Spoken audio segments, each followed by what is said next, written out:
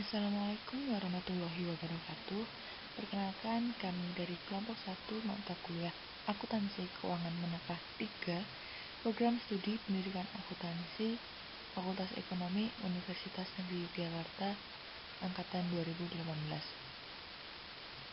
Kelompok kami terdiri dari 4 orang, yaitu saya, Sagita Ayumaya Ragati, dan 3 rekan saya, Angela Sekarwidiati, Anisya Kusmiawati, dan Sunarti. Pada kesempatan kali ini, kelompok kami berkesempatan untuk menyampaikan materi mengenai full disclosure atau pengungkapan penuh. Berikut ini merupakan cakupan yang akan kita bahas pada materi pengungkapan penuh dalam laporan keuangan. Yang pertama mengenai prinsip pengungkapan penuh. Di antaranya terdapat peningkatan dalam persyaratan pelaporan, pengungkapan diferensial, dan catatan atas laporan keuangan. Yang kedua, terkait masalah pengungkapan. Di antaranya transaksi khusus acara setelah periode pelaporan, perusahaan yang beragam, dan laporan sementara. Cakupan yang ketiga yaitu mengenai laporan auditor dan manajemen. Dan cakupan yang keempat terkait masalah pelaporan saat ini, seperti pelaporan perakiraan dan proyeksi keuangan, pelaporan keuangan internet, pelaporan keuangan palsu, dan kriteria untuk membuat pilihan akuntansi dan pelaporan. Baik, kita memasuki materi yang pertama, yaitu mengenai prinsip pengungkapan penuh. IASB menyatakan bahwa beberapa informasi yang bermanfaat lebih baik disajikan dalam laporan keuangan, dan beberapa lainnya lebih baik disajikan dengan menggunakan media pelaporan keuangan selain laporan keuangan. Sebagai contoh, meskipun laba dan arus kas telah tersedia dalam laporan keuangan, namun para investor mungkin lebih baik melihat perbandingan hal itu dengan perusahaan lain dalam industri yang sama, yang bisa ditemui pada artikel berita atau laporan perusahaan perantara atau broker. Profesi akuntansi telah menerapkan prinsip pengungkapan penuh yang berlaku bagi pelaporan keuangan atas setiap fakta keuangan yang cukup signifikan untuk mempengaruhi pertimbangan pembaca yang menerima informasi tersebut. Beberapa pihak seperti Keuangan di Mahendra Satyam, India, dan Societe Generale Prancis berpendapat bahwa persyaratan pelaporan sudah begitu rinci dan substansial, sehingga pemakai akan mengalami kesulitan memahami informasi tersebut. Mereka menuduh profesi akuntansi menyajikan informasi yang berlebihan atau information overload. Berikut merupakan tabel pembagian informasi. Yang pertama, terdapat Basic Financial Statement yang terdiri dari laporan keuangan dan catatan atas laporan keuangan. Yang kedua, area yang terkena dampak oleh aturan IASB yang ada. Di antaranya terdiri dari Basic Financial Statement ditambah dengan informasi tambahan. Pembagian yang ketiga yaitu pelaporan keuangan. Di antaranya, area yang terkena dampak oleh aturan IASB yang ada ditambah dengan sarana pelaporan keuangan lainnya. Dan yang terakhir yaitu semua informasi yang berguna untuk investasi, kredit, dan keputusan serupa, yaitu ditambah dengan informasi lainnya.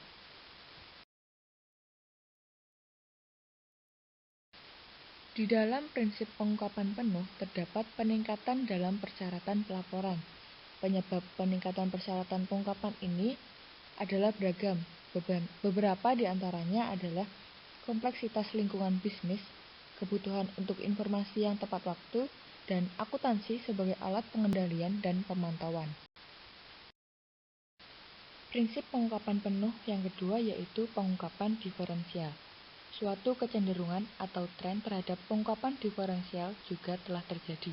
Sebagai contoh, SEC mensyaratkan bahwa informasi substantif tertentu harus dilaporkan kepadanya, walaupun informasi tersebut tidak terdapat dalam laporan tahunan kepada pemegang saham. Dan IASB menyadari bahwa persyaratan pengungkapan tertentu adalah mahal, serta tidak diperlukan oleh perusahaan tertentu, telah menghapuskan persyaratan pelaporan untuk perusahaan non-publik atau atas bidang-bidang seperti nilai wajar instrumen keuangan dan pelaporan segmen. IASB telah mengembangkan IFRS untuk entitas kecil dan menengah atau UKM. UKM kurang kompleks dalam beberapa hal, yakni mengenai topik yang tidak relevan untuk UKM disampaikan, mengizinkan lebih sedikit pilihan kebijakan akuntansi, banyak prinsip untuk mengenali dan mengukur aset, liabilitas, pendapatan, dan pengeluaran disederhanakan, dibutuhkan pengungkapan yang lebih sedikit secara signifikan, serta revisi IFRS untuk UKM akan dibatasi 3 tahun. Selanjutnya mengenai catatan atas laporan keuangan. Catatan merupakan alat akuntansi untuk merinci atau menjelaskan pos-pos yang disajikan dalam batang tubuh laporan keuangan. Informasi yang berkaitan dengan pos-pos spesifik dari laporan keuangan dapat dijelaskan dalam istilah kualitatif, dan data-data pelengkap yang bersifat kuantitatif dapat disediakan untuk memperluas informasi dalam laporan keuangan. Selain itu terdapat kebijakan akuntansi. Kebijakan akuntansi suatu entitas adalah prinsip serta metode akuntansi spesifik yang digunakan dan dianggap paling tepat untuk menyajikan laporan keuangan entitas tersebut secara wajar. Kebijakan itu merekomendasikan bahwa laporan yang menyebutkan kebijakan akuntansi yang dipakai dan diikuti oleh entitas pelapor juga harus disajikan sebagai integral dari laporan keuangan. Selain itu, perusahaan harus mengidentifikasi penilaian yang dibuat manajemen dalam proses penerapan kebijakan akuntansi dan mengungkapkan informasi tentang asumsi yang dibuat. Di dalam catatan atas laporan keuangan terdapat catatan umum seperti inventaris, klaim kredit, klaim pemegang saham, kontingensi dan komitmen, nilai wajar, pajak, pensiun dan sewa, serta perubahan kebijakan akuntansi, yang mana ke-8 item tersebut merupakan pengungkapan utama.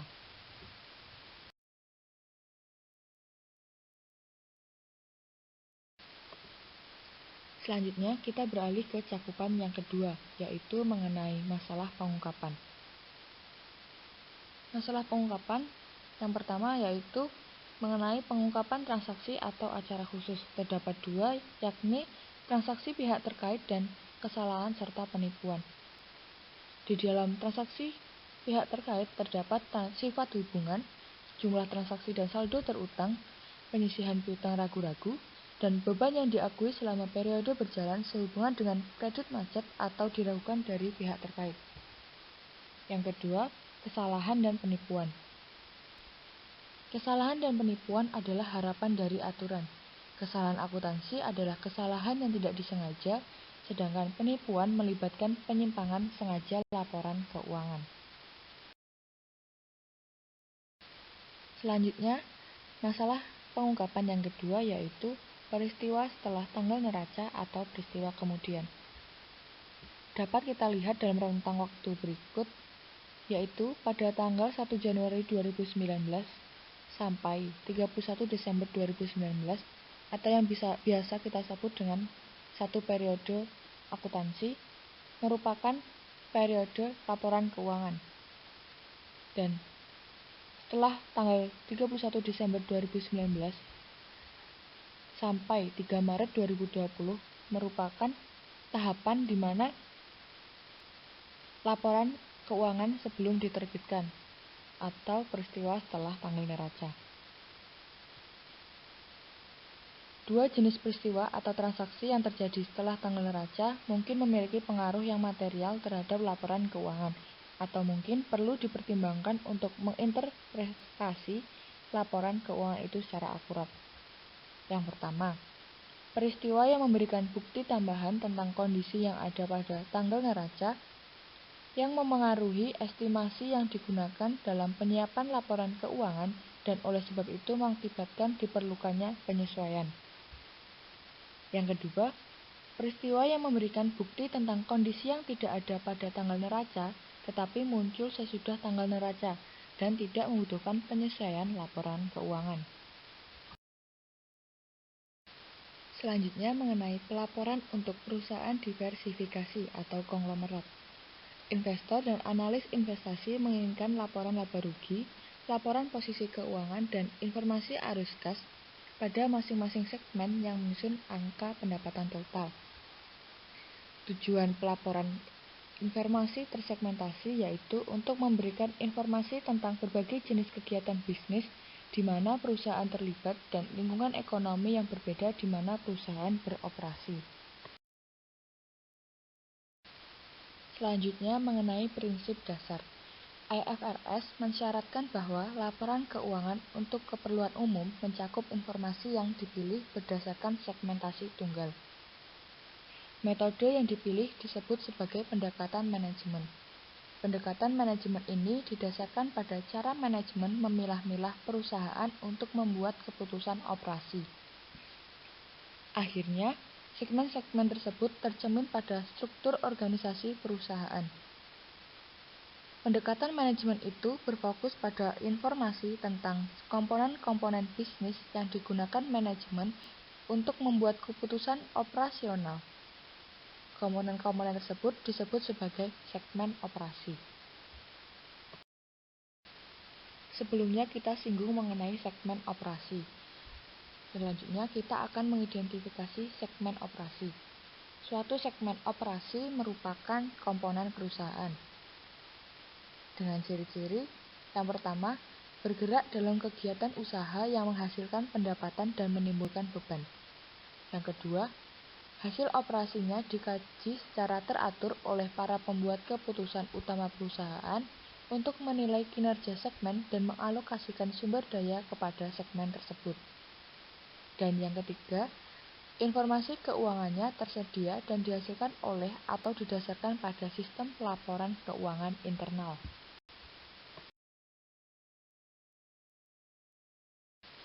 Selanjutnya mengenai informasi tersegmentasi dilaporkan.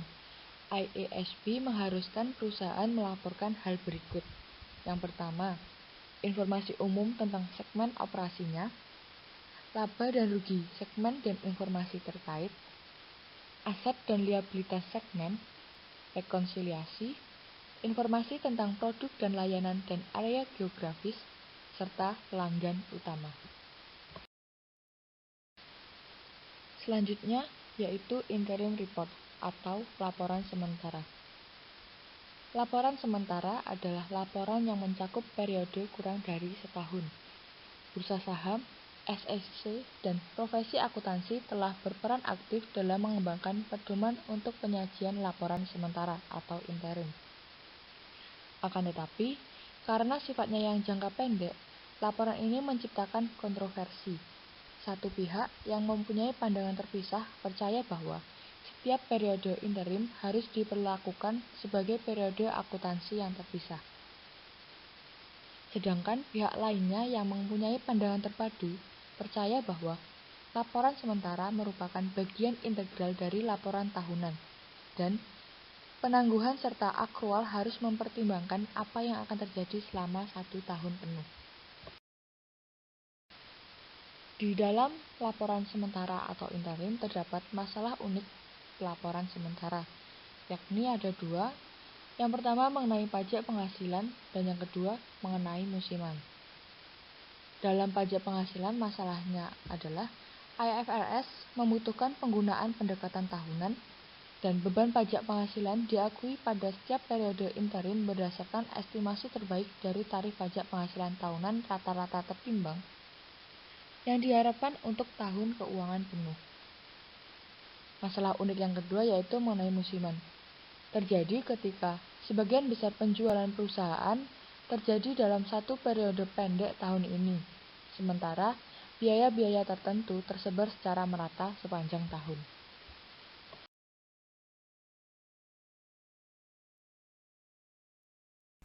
Laporan audit adalah laporan yang menyatakan bahwa pemeriksaan telah dilakukan sesuai dengan norma pemeriksaan akuntan dan disertai dengan pendapat mengenai kewajaran laporan keuangan perusahaan yang diperiksa. Laporan audit ini juga merupakan saran bagi auditor untuk menyatakan pendapatnya, atau apabila keadaan mengharuskan untuk menyatakan tidak memberi pendapat. Laporan ini merupakan salah satu laporan yang penting namun sering diabaikan. Laporan ini merupakan salah satu laporan yang sangat penting namun seringkali diabaikan. Dalam laporan audit ada 4 jenis pendapat yang seringkali dikenal. Yang pertama adalah wajar tanpa syarat atau unqualified clear. Yang kedua, wajar dengan syarat atau qualified. Yang ketiga, menolak dengan memberikan pendapat atau adverse. Dan yang terakhir, menolak tanpa memberikan pendapat sama sekali.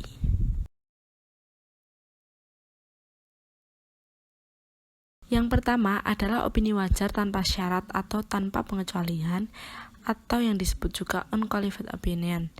Opini ini diberikan oleh auditor jika auditor menemukan kesalahan yang material secara keseluruhan dalam laporan keuangan dan laporan keuangan dibuat sesuai dengan prinsip akuntansi yang berlaku atau SAK. Suatu laporan keuangan akan mendapatkan opini wajar tanpa syaratnya apabila 1. Laporan keuangan lengkap. Yang kedua, bukti audit yang dibutuhkan lengkap. Yang ketiga, standar umum telah diikuti sepenuhnya. Yang keempat, laporan keuangan disajikan sesuai dengan prinsip akuntansi yang berlaku dan konsisten. Yang kelima, tidak terdapat ketidakpastian yang cukup berarti mengenai pengembangan di masa depan atau going concern. Yang kedua yaitu opini wajar dengan syarat pengecualian. Pada kasus ini, seorang auditor harus menyatakan opini wajar dengan pengecualian ketika 1. Auditor memperoleh bukti kesalahan yang cukup dan menyimpulkan bahwa kesalahan penyajian baik secara individual maupun secara agresi adalah material tetap tidak pervasif terhadap laporan keuangan, atau auditor tidak memperoleh bukti yang cukup dan tepat untuk mendasari opini, tetapi auditor menyimpulkan bahwa pengaruh kesalahan penyajian yang tidak terdeteksi yang mungkin timbul terhadap laporan keuangan, jika ada, dapat menjadi material tetapi tidak pervasif. Ketiga yaitu opini tidak wajar atau adverse opinion. Seorang auditor harus menyatakan opini tidak wajar ketika melakukan pemeriksaan dan memperoleh bukti yang cukup dan tepat, kemudian menyimpulkan bahwa ada kesalahan penyajian, baik secara individual maupun secara agregasi, adalah material dan pervasif terhadap laporan keuangan. Pervasif sendiri diartikan sebagai kesalahan yang akan membawa dampak kemana-mana atau mendalam. Yang terakhir, opini tidak menyatakan pendapat atau disclaimer of opinion. Opini tidak menyatakan pendapat diberikan auditor ketika auditor tidak memperoleh bukti yang cukup dan tepat untuk mendasari opini, dan auditor tidak menyimpulkan bahwa pengaruh kesalahan penyajian material yang tidak terdeteksi yang mungkin timbul terhadap laporan keuangan, dan jika ada, dapat bersifat material dan pervasif. Selain menganalisis laporan keuangan, seorang auditor juga memiliki tanggung jawab. Standar Profesional Akuntansi Publik atau SPAP, SA Seksi 110 PSA nomor 02 mengatur mengenai tanggung jawab dan fungsi auditor independen berkaitan dengan audit atas laporan keuangan perusahaan.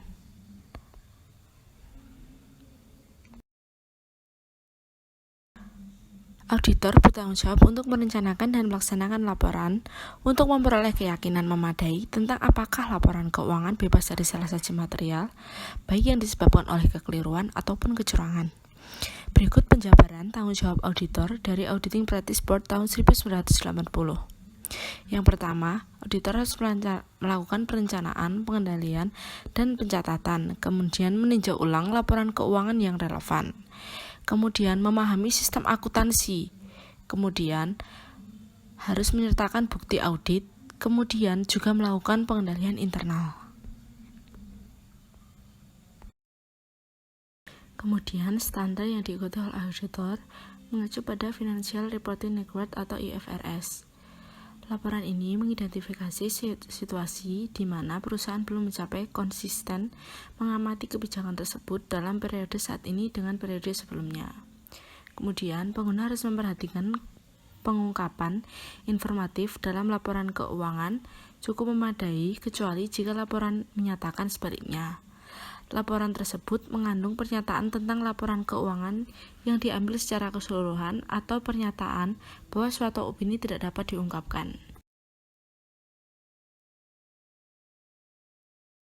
kemudian akan membahas tentang manajemen report atau laporan manajemen. Laporan ini membantu menafsirkan posisi laporan keuangan dan performa laporan keuangan dan arus kas suatu perusahaan. Kemudian juga akan membahas tentang manajemen discussion and analysis. Ini merupakan identifikasi risiko. Agar pengendalian internal menjadi efektif, kelompok harus mampu mengidentifikasi dan menilai subjek risiko, yaitu kemungkinan terjadinya suatu peristiwa yang konsekuensinya dapat mempengaruhi sumber daya manusia, aset, lingkungan, tujuan perusahaan, bersama dengan aktivitasnya, kondisi keuangan, hasil keuangan, atau reputasi. Risiko ini diidentifikasi melalui proses yang berkelanjutan dengan mempertimbangkan perubahan dalam lingkungan eksternal kelompok bersama dengan organisasi. Kemudian, ada 4 risiko yang berkemungkinan ada, yaitu risiko lingkungan ekonomi makro, risiko ekonomi dan operasional khusus untuk berbisnis perusahaan, risiko pasar, dan risiko ketergantungan pelanggan. Manajemen juga memiliki tanggung jawab atas laporan keuangan. Manajemen bertanggung jawab untuk mempersiapkan laporan keuangan dan membangun serta mempertahankan sistem pengendalian internal yang efektif. Sedangkan auditor bertugas memberikan penilaian independen apakah laporan keuangan sudah disusun sesuai dengan IFRS. Kemudian, masalah apa saja sih yang terjadi pada laporan keuangan saat ini? Pada saat ini terjadi banyak kecurangan laporan keuangan. Maka dari itu, peran audit dan manajemen sangat dibutuhkan guna mencegah terjadinya kecurangan lagi. Banyak sekali contoh kecurangan laporan keuangan. Salah satunya yang baru saja booming yaitu laporan keuangan Garuda Indonesia.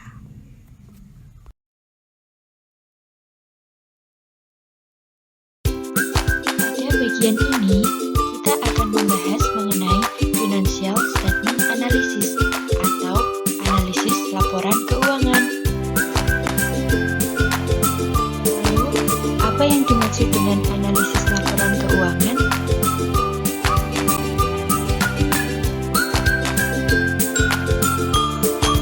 Analisis laporan keuangan adalah suatu proses penerapan metode dan teknik analitis atas laporan keuangan dan data atau informasi lainnya untuk melihat dari laporan itu berbagai ukuran dan hubungan tertentu yang sangat bermanfaat dalam proses pengambilan keputusan. Pengertian ini dinyatakan oleh Leopard A. Weinstein 1983. Hasil analisis laporan keuangan dibutuhkan oleh yang pertama, dibutuhkan oleh kreditur.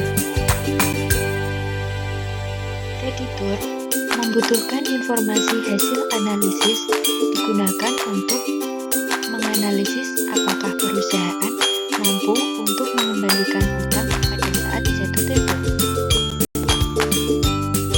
Yang kedua, hasil analisis laporan keuangan dibutuhkan oleh shareholder atau pemegang saham.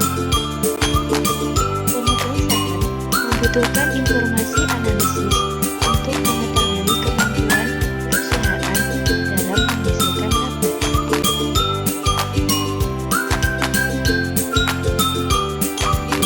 Yang ketiga, hasil analisis laporan keuangan dibutuhkan oleh potensial investor. Potensial investor membutuhkan informasi hasil analisis untuk mengetahui kinerja perusahaan di mana dana investor akan ditanamkan.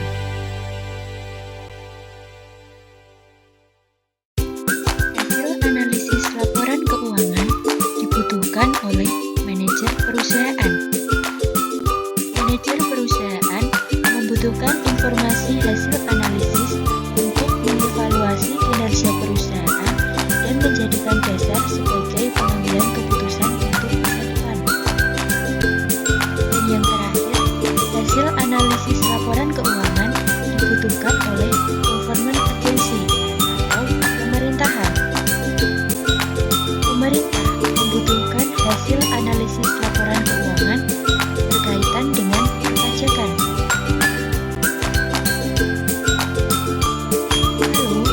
Bagaimana cara kita menganalisis laporan keuangan?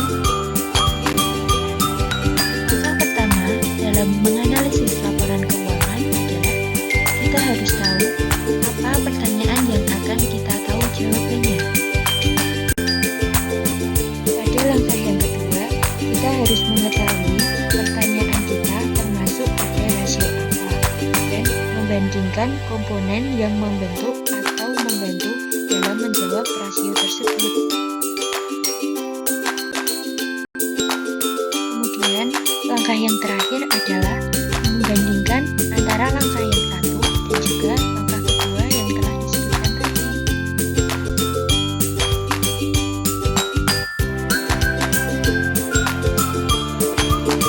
Selanjutnya, apa saja jenis dari analisis laporan keuangan?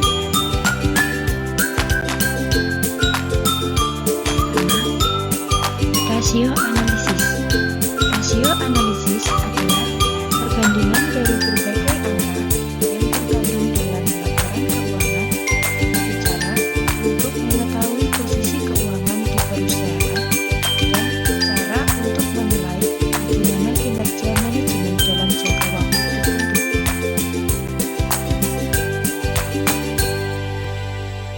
Yang kedua adalah analisis komparatif.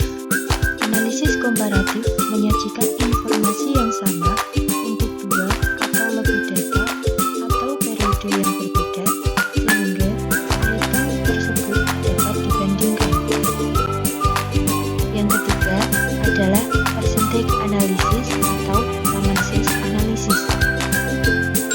Persentase analisis terdiri dari mengurangi serangkaian jumlah yang terkait dalam laporan keuangan dengan serangkaian persentase dari basis tertentu, sehingga analisis ini dinyatakan dalam bentuk persentase. Selanjutnya, klasifikasi dari rasio analisis.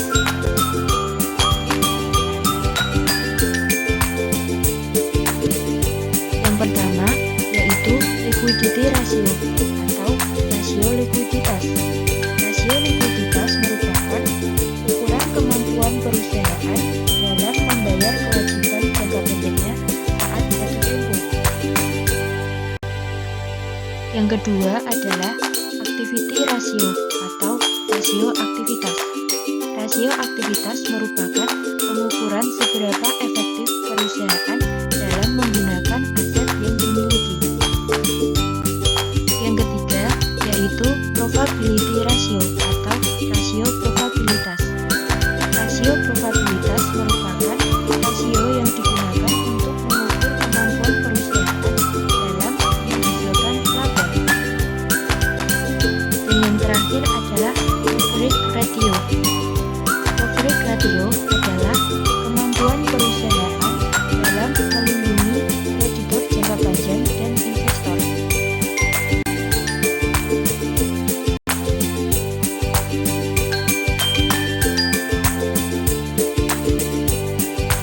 Di sini disajikan beberapa contoh dari rasio yang telah disebutkan tadi. Yang pertama, rasio likuiditas. Rasio likuiditas terdiri dari current ratio, quick or asset cash ratio, dan current cash debt coverage. Yang kedua, rasio probabilitas. Rasio probabilitas terdiri dari profit margin for sales. Yang kedua, return on asset. Ketiga, return on ordinary share, capital equity. Yang keempat, earning per share. Yang kelima, payout ratio.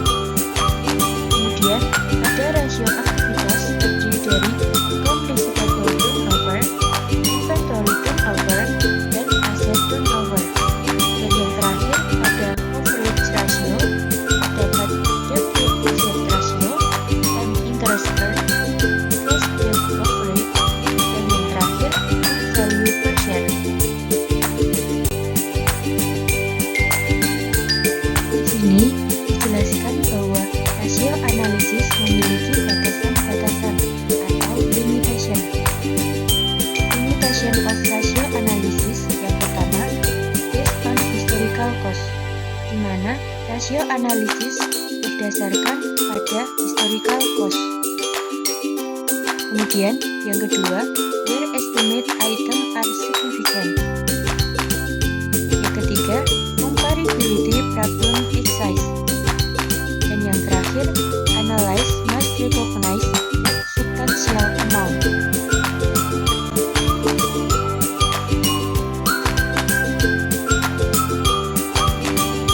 Dalam comparative analysis atau analisis komparatif, perusahaan menyajikan 5-10 tahun tindakan atau data terkait dalam laporan tahunan perusahaan.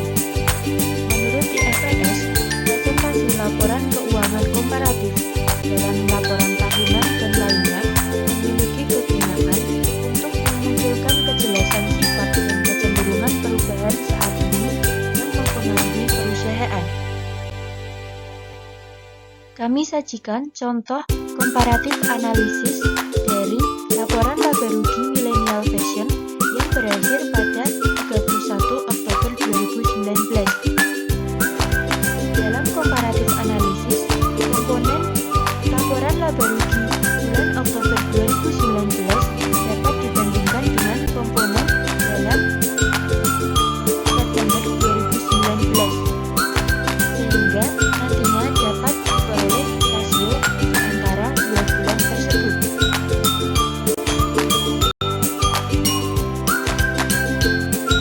Dalam percentage analysis atau common size analysis, terdapat dua bentuk yang dapat dipakai oleh analis untuk menganalisis laporan keuangan.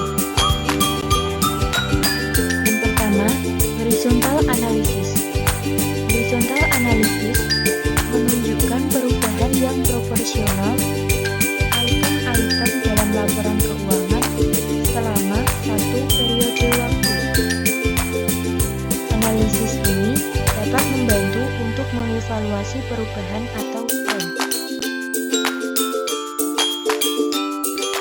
Yang kedua, yaitu vertical analysis.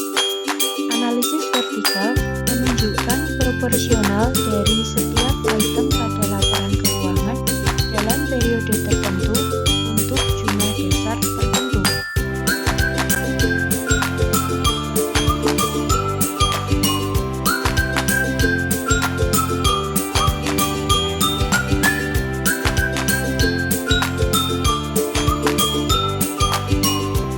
Di sini kami sajikan contoh dari horizontal analysis melalui laporan laba rugi Naila Enterprise yang berakhir pada 31 Desember 2005 dan 2006.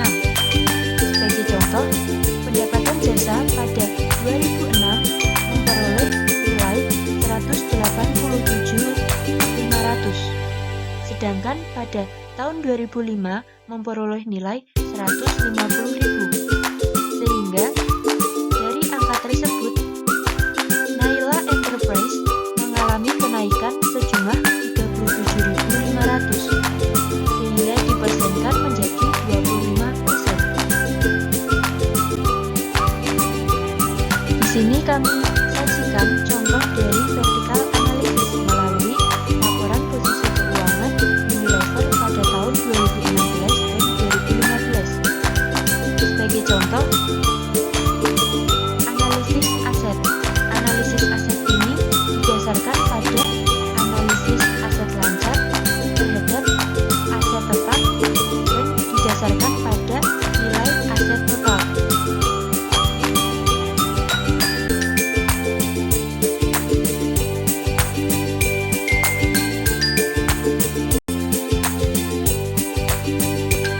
Selanjutnya, di sini kita akan membahas mengenai konversi perusahaan dalam mengadopsi IFRS.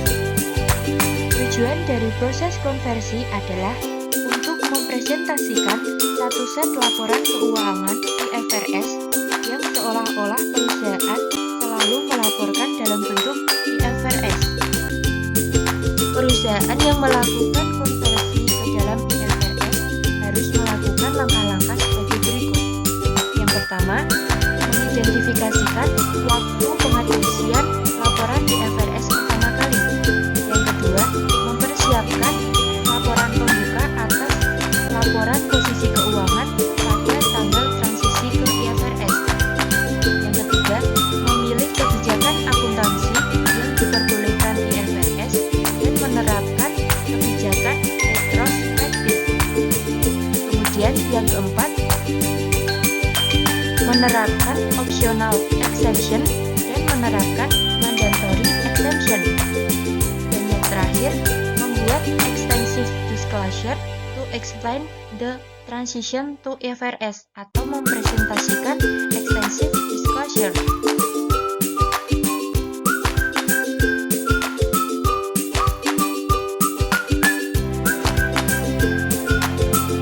Langkah yang pertama yaitu menentukan relevant dates atau data relevan. Sebuah perusahaan yang memutuskan untuk mengkonversi ke IFRS harus memutuskan pada tanggal transisi dan tanggal pelaporan. Tanggal transisi adalah awal dari periode paling awal yang disajikan informasi IFRS komparatif secara penuh. Dan tanggal pelaporan adalah pernyataan penutup tanggal posisi keuangan untuk laporan keuangan IFRS pertama.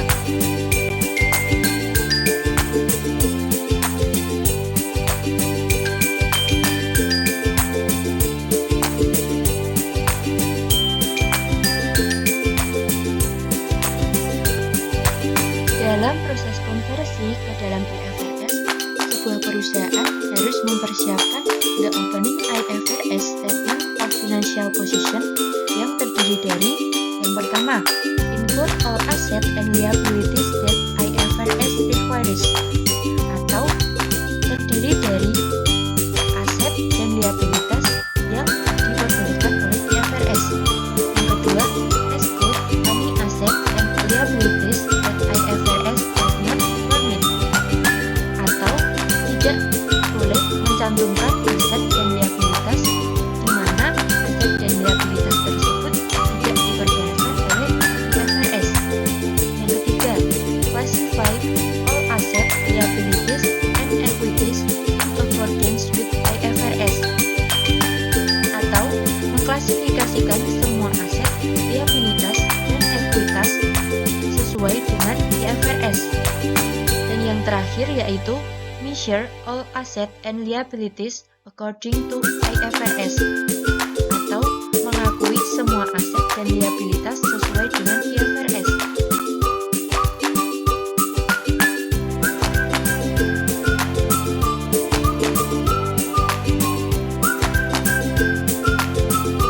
Yang selanjutnya, exemption to retrospective application in the first time adoption of IFRS terdiri dari 3 poin. Yang pertama, estimate, yang kedua, its accounting, dan yang ketiga, non-controlling interest. Langkah terakhir dari proses konversi ke dalam IFRS yaitu presentation and disclosure requirement. Sebuah perusahaan harus menyajikan setidaknya 1 tahun informasi komparatif di bawah IFRS yang akan mencakup paling sedikit 3 pernyataan posisi keuangan, 2 laporan pendapatan komprehensif atau laporan laba rugi komprehensif, 2 pernyataan pendapatan terpisah jika disajikan, 2 pernyataan arus kas, dan 2 pernyataan perubahan ekuitas serta catatan terkait informasi komparatif. Perusahaan juga harus menjelaskan bagaimana transisi dari GAAP ke IFRS sebelumnya terpengaruh pada posisi keuangan, kinerja keuangan, dan arus kas yang dilaporkan. Laporan keuangan IFRS pertama kali meliputi rekonsiliasi ekuitas dan pendapatan komprehensif sesuai dengan GAAP sebelumnya terhadap ekuitas dan pendapatan komprehensif sesuai dengan IFRS.